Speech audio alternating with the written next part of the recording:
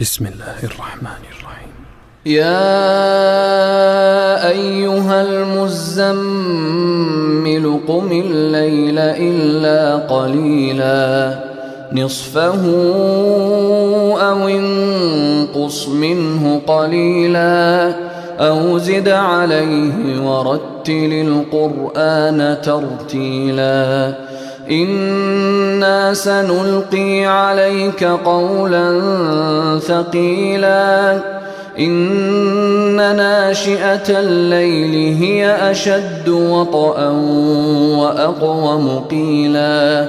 إن لك في النهار سبحا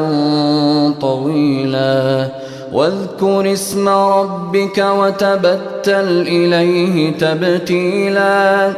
رب المشرق والمغرب لا إله إلا هو فاتخذه وكيلا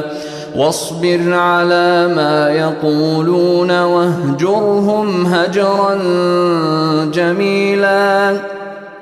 وذرني والمكذبين أولي النعمة ومهلهم قليلا إن لدينا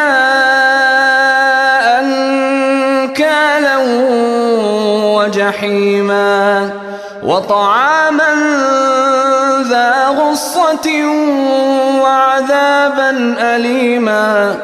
يوم ترجف الأرض والجبال وكانت الجبال كثيبا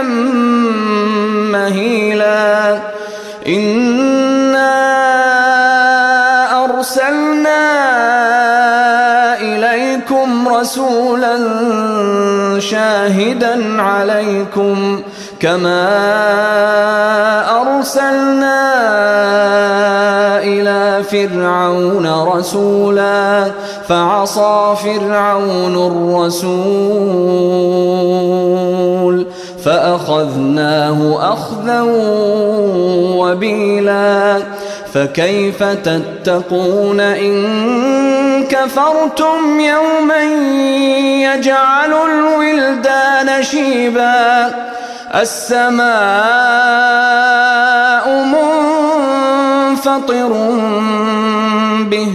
كان وعده مفعولا إن هذه تذكرة فمن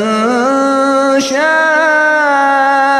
اتخذ إلى ربه سبيلا إن ربك يعلم أنك تقوم أدنى من ثلثي الليل ونصفه وثلثه وطائفة من الذين معك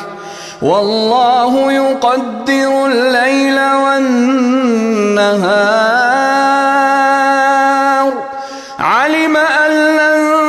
تحصوه فتاب عليكم فاقرؤوا ما تيسر من القرآن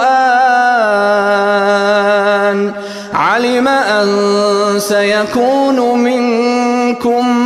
مرضى وآخرون يضربون في الأرض يبتغون من فضل الله وآخرون يقاتلون في سبيل الله فاقرؤوا ما تيسر منه وأقيموا الصلاة وآتوا الزكاة وأقرضوا الله قرضا حسنا وما تقدموا لأنفسكم من خير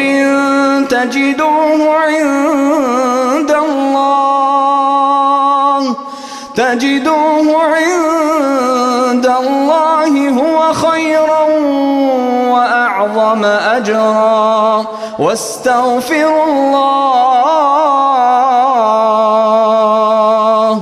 إن الله غفور رحيم.